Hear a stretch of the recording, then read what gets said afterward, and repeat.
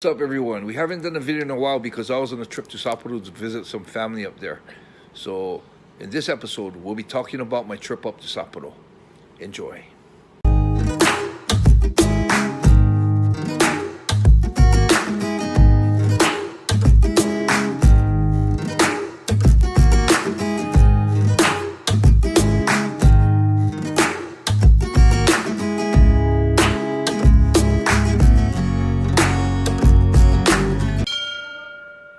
What's up, everybody, and welcome back to the Yamatodamashii podcast. My name is James, joined by Enson, of course. And Enson, before we kick things off, we just wanted to say thanks to everyone that's been watching so far. You know, we've done quite a few episodes now, and the comments we get are great. Lots of likes, lots of views, and yeah, we just want to say thanks. I know in particular you check out all the comments, right? Yeah, anything you comment, I myself is looking at every single comment and I'll answer every comment, with good or bad. So, give us your feedback. Appreciate you watching. It's all pretty positive, to be honest. You know, when I've had like pretty down days, it's quite cool to see like some good feedback. So yeah, thanks to everyone for that. But speaking of positive things, it's been a bit of time since we recorded our last one, since we talked about the Kubo and Shibata fight. But that's because you've been on a trip. You went to Sapporo. So what we're going to talk a bit about that today. So what compelled you to take a trip up north? Well, Sapporo is a place that I have a group of people I call the Yamatodamashii Ichizoku, which means the Yamatodamashii family. So I have them in like Kitakyushu, have them in Osaka, have them here in Tokyo, have some in Sapporo. So I usually take trips out there to visit each of them.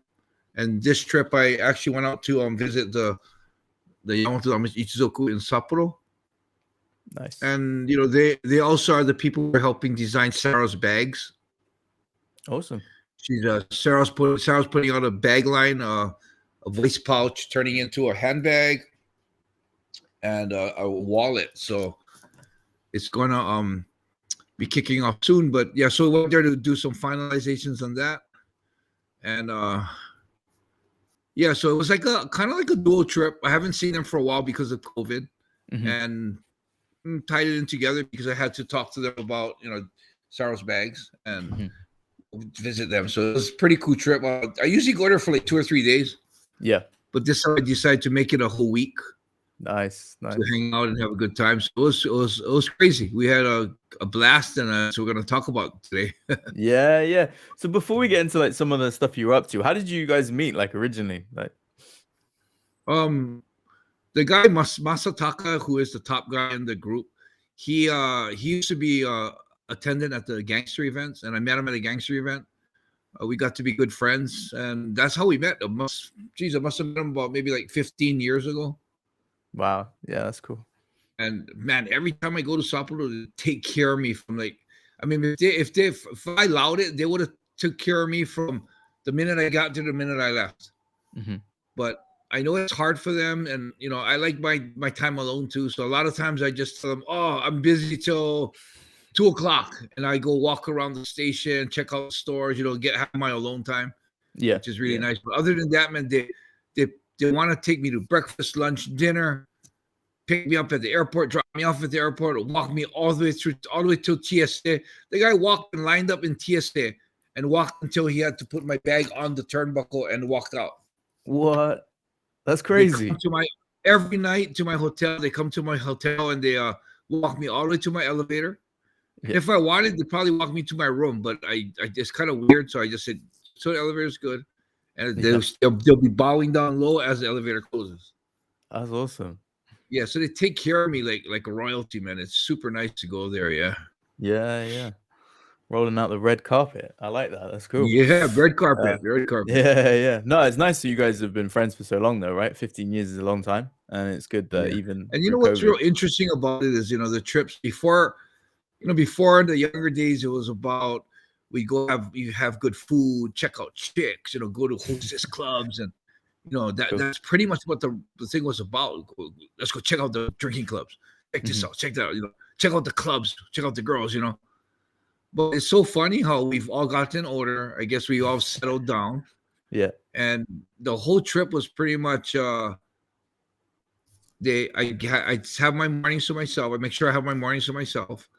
They come make sure I have lunch. After lunch, if I wanted to go somewhere to take me, if I didn't, then they'd take me right back to my room, pick me up for dinner. Yeah. After dinner, we go to their office, talk a little bit of work, and then just screw around the whole time. So I mean, Yeah, that's yeah. what we're gonna talk about today too. Some of the stuff we're doing was like crazy stuff, man. Yeah, yeah. So Well, how do we start with that then, right? Because I know a lot of people like myself have seen some of the stuff you post on Instagram, but there wasn't much context about it, right? So, yeah, maybe give us. So you, So for one, yeah. the food that I wanted, the Sapporo has really good food. So Right. there's a list of things I wanted to eat. Mm-hmm. One was shabu shabu, which is that the real thin slice meat Mm-hmm. that's like marbled with fat. Mm-hmm. And then there's they call it tebasaki. It's that little pieces of chicken. Okay. Yeah, it's a little piece of chicken they fry, and it's like a tebasaki shop that's all. It's a mountain of tebasaki. I'd never heard of that. So is it like what, like yakitori sort of thing, or like? It's like yeah, and they have it in yakitori. Right. You can order tebasaki. Okay. It's where the chicken the chicken leg is bent and it's skewered. Yeah. Oh wow. But this one isn't skewered. It's just straight up, boom, right there, and it's like a mound of them. Right. And then the nice. other thing I wanted to eat there was Genghis Khan. Yeah. That's Yeah, lamb, yeah. So I wanted to eat that too. So we made sure we got our meals. And after we went to talk a little about Sarah's bags and that kind of stuff. And the funny thing is after we talked about the bags, I was like, it was like 8, 11. Sometimes it was like 9 o'clock, sometimes 10 o'clock. And I was good to just go back to the room and rest already. Mm-hmm. But one of the guys, his name is Yamakawa. He had this little idea, but these Japanese people, they like to do something special to welcome the new year. Mm-hmm. So he had an idea that we call it harite. Harite is like a slap. Okay. So I have this thing that where I used to do it a long time ago, like fans like that, they wanted to get choked out and stuff.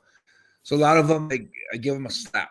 So like one guy slapped on his stomach. I slapped him on the back or whatever. There's a couple guys that after I slapped, they want me to sign it and stuff. Right. So he said that on the phone before I came up, he said that to welcome the new year so that he has a good new year, he's gonna have a harite once a day, every day I'm there. Okay. Well, I was thinking this harite, it's kind of hardcore because my hand's real thick and I just full on slap his back. Right. Like almost like a belly flop with my hand on his back. Oh. So I'm thinking, after the first one, he's gonna not want it anymore. Yeah. So we're like, okay, so we're doing that.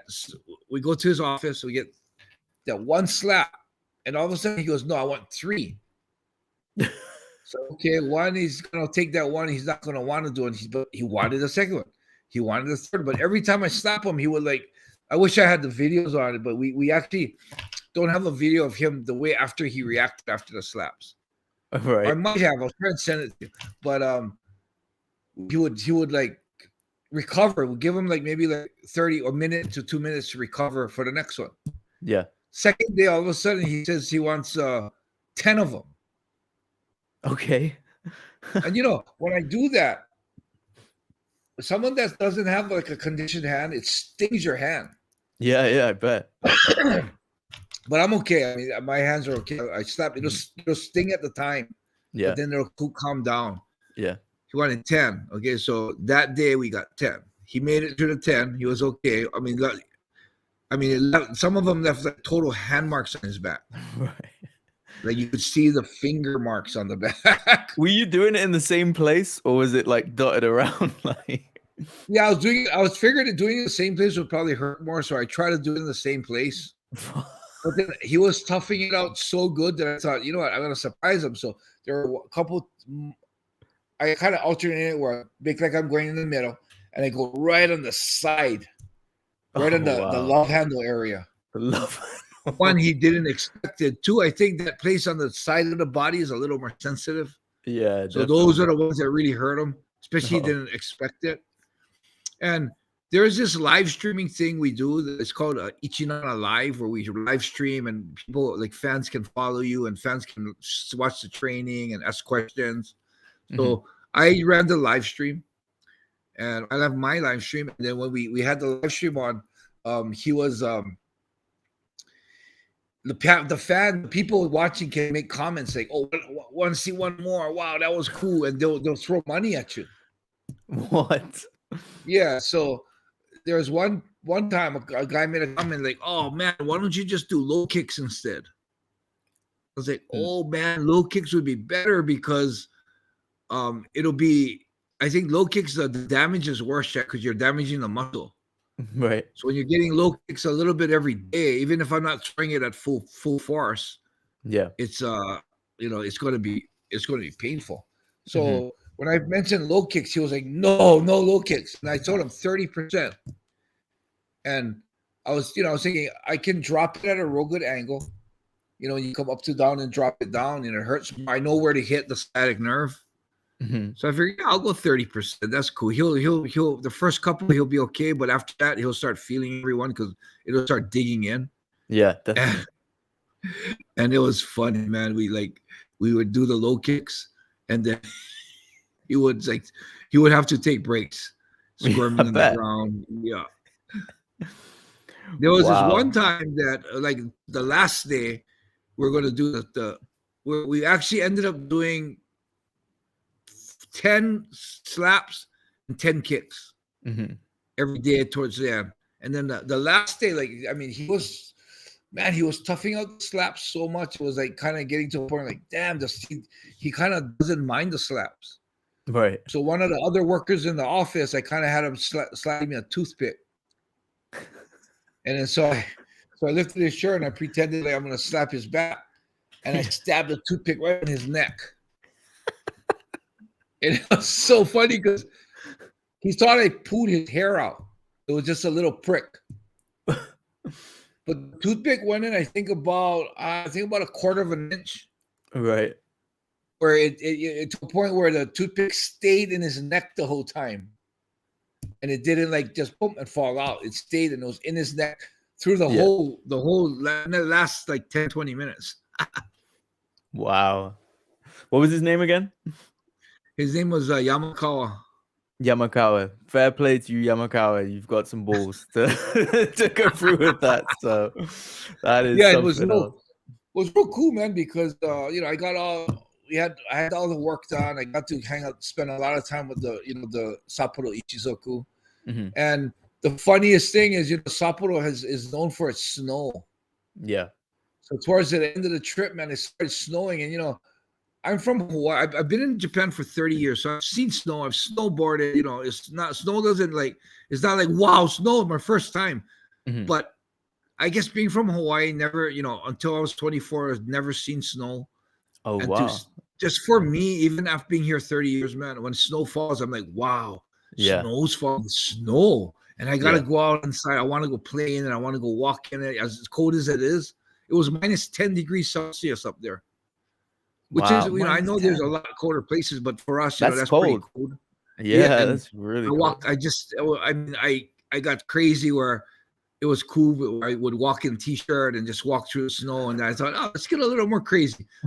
And I have a lot of tattoos. So in Japan, you don't want to really show that. So I waited until like 4 a.m. It was snowing hard. So I went out and I went, took a video, and I'm like, oh, shit, no one's here. Took off my shirt, got some videos in, and it was really cool that I got, we got a big heavy snow coming down. I mean, real bad. I mean, even when you're driving, man, I filmed where I was driving, and it's like you can't even keep the camera steady because the road is like crazy.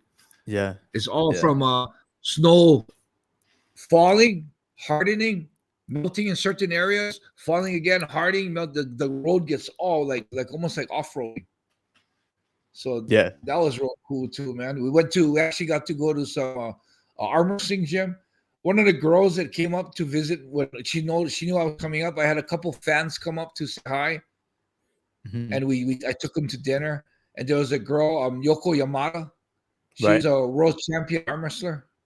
Awesome. So we took her to the arm wrestling gym there, and they were like totally stoked because she's a world champion to have her as a guest to come into their gym.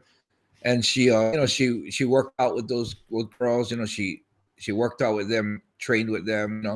So that was a real cool experience to seeing how they train for arm wrestling. Yeah, that was cool. Is that quite a big thing in Japan? I've never really heard of it. I think it's one of the smaller sports, but it's still, It's still got a she won following, the world championships, so it's a pretty big sport Wow. for her. She's like the 14-time reigning Japan champ in 2 divisions now. She goes and wrestles a division above her division. Wow. That's Yeah, so strong girl.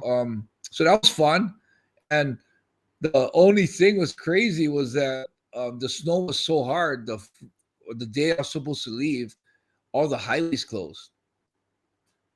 And when the highways close, there's a chance that the highways weren't closed. The trains closed. The train shut down. Oh. So when the train shuts down, there's a chance that the airport's going to close. No way. So we're like, oh shit. We looked at the flights in the morning. Morning flights were all closed. They canceled all the morning flights, and my flight was at 3. So like, oh shit. So at 11, we called again. My flight seemed like it was still on. So we got to get out. Got to get out. So we went there. Got to the airport, got on the plane. I got out, man. Yoko was supposed to fly out at 9 at night. Her plane got shut down. Her flight got canceled. Oh, no way. And then the bad thing about it is they dropped them off. My Ichizoku dropped her off at the airport. And then what happened was the highways closed. So they couldn't get back. Fuck. What did they do? So they had to find a hotel near the airport. Wow, it's that bad. That hotel. And they were, Yoko and him were getting on really well. So we're all joking around like, oh shit, they might hook up. I don't know what happened. That's their business. But so she didn't get out. And then the word was she might not even get out today. She's still there. I just messaged her and she got on the plane and got out this afternoon. Yeah. So she just had a little bit of day and a half delay. But so it was a nice trip. I mean, the last time I went to Sapporo, I got stuck in a hotel because they had a huge earthquake. Oh, no way. And they just shut down the elevators. So we were on the 13th floor. We had to walk up and down from the 13th floor. So while you were there, I noticed you did quite a lot of martial arts while you were there. Did you meet any particular names that people might be familiar with? Yeah, there's a young kid that I met when he was 16. His name is Yamato. His dad is a huge fan of mine, so he names his child Yamato for Yamatodamashii. That's cool. Just last year, he became the world Shooto champion. Nice. So we went, and the mom messaged me.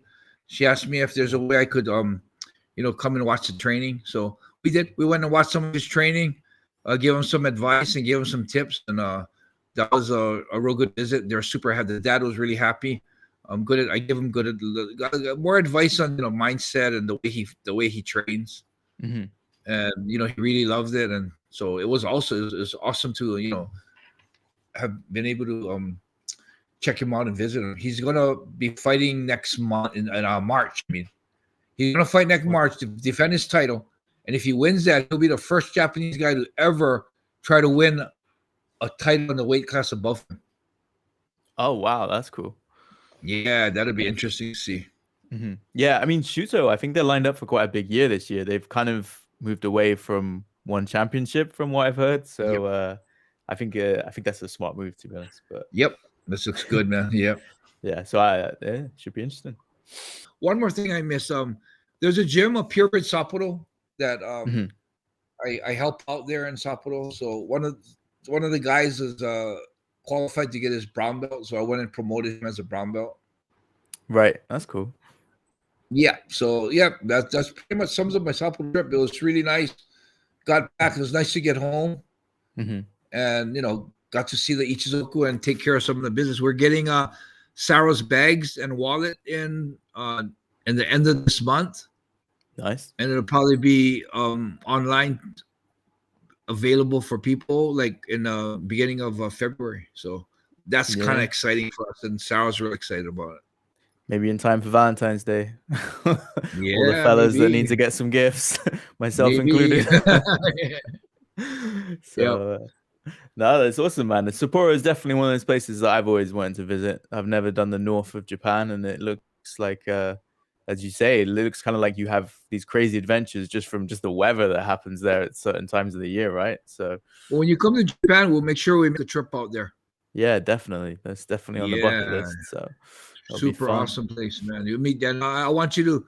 I consider you part of the Ichizoku, so want you Definitely. to make sure you meet all the family there. Yeah, They'll yeah, be your definitely. family too. So, just before we sort of wrap this up, just on that, like how important are like sort of family and friends to you, like on the scale? Because it seemed I got the impression, right, just obviously from your social media, but reading your book as well, that it was just like that's kind of what you valued more than most things, right? Yeah, like this. Like they say, some families closer than blood. Mm, These guys are not blood, but they're closer to most of my blood family. yeah, I consider some of my brothers, and Yoko Yamada is also considered one of the family, so she's like a sister. yeah, that's cool. I mean, my Yamatodamashii, the whole thing is, thou who shed his blood with me shall always be my brother. Yeah, And thou yeah, who become my brother, I don't mind standing, I don't mind shedding enough blood that I would have to die shedding blood. hmm So no, I say with my Ichizoku is to have a day that I'm able to die for you would be an honor. wow, that is really cool. Yeah, I mean that's deep, and I feel that's the same way with them. That's how they feel about the relationship we have. Yeah, yeah, yeah. I know some of my boys. Would I die for them? That's a question. But no, I do love them like family. A lot of my friends. So yeah, I know what exactly. I can relate to how you mean. Like a lot of your You know friends. what? You know what's funny? I don't know if you have this experience, but what's funny is that the older you get and the longer you have relationship with people, I think one of the big rules of family is loyalty. Yeah, And as you go through different experiences in life, you get to see how deep people's loyalty is. And I believe there's no temporary loyalty. You either got full loyalty or you have no loyalty at all. If you can be loyal to a guy for 20 years, mhm, and when there's some severe situation comes up in your life with him, he turns his back on you or fizzles out because he's afraid, that meant he really didn't have loyalty to you. yeah, He has his loyalty's kind of shaky. No. There's no mm, such thing as shaky loyalty, man. You're either loyal or not. And the funny thing, I don't know if you've experienced this, but the older I get, there's a lot of guys I find out really didn't have loyalty. And it scares me sometimes because I think that these guys are some guys that I would die for. I would yeah, have died for last year. But I find out, this guy in the line of fire, this guy wasn't willing to stand with me or stand for me. yeah. And Wow. Yeah. there's a lot of guys, guys, if you asked me 5 years ago if these guys are loyal, I would bet my life on them and I would hmm die for them tomorrow.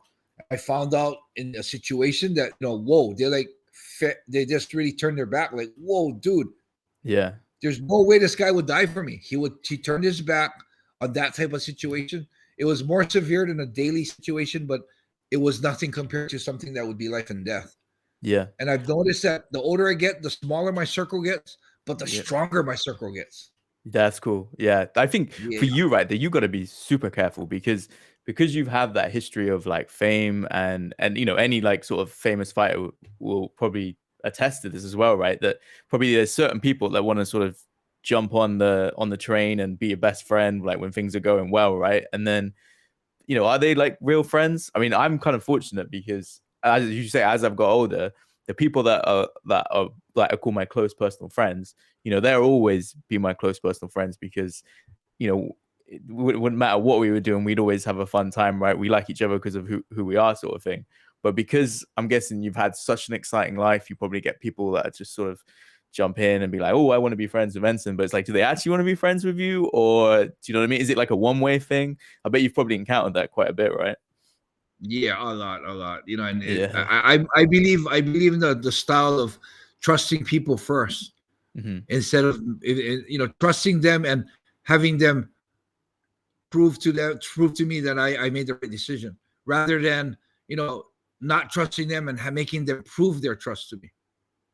I believe that's the way, because I believe when you trust somebody, you allow them to prove to you that you don't trust them. A good example is when I started Destiny Forever, I had a guy, Chris Kramer, that used to work with me. And I purposely said his full name because people need to know he's a thief. But it's going to be in my book, my next book. But I gave him the 100% trust, access to the account. Although he put no money into the company, I would give him half of what we made whenever we made sales. And because he ended up stealing from the account. He used the LLC account for personal payments, for pizza, for iTunes spies, buying songs, fixing his radiator. I mean, when I finally got a list of the bank records, I could pretty much map out his day. Oh, he went there with his girlfriend to that hotel. He charged the hotel. He ordered pizza. He rented a video at a rental. Everything. And a lot of people came up to me when that happened and said, your problem is you trust people too much. I'm like, no. It wasn't a problem. I'm lucky because I trusted him, I allowed him to give him that enough rope to hang himself.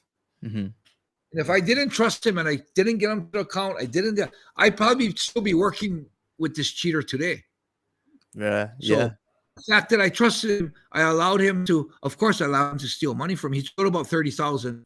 I allowed him to steal money from me, but I allowed him to do it in a way that I could catch him. So, for me, if I meet someone again, I'll trust them. I mean, they'll show me in the long run if I made the right decision or not. And if I don't trust them, there's a chance that I might never know. So I still believe that trust comes first, man.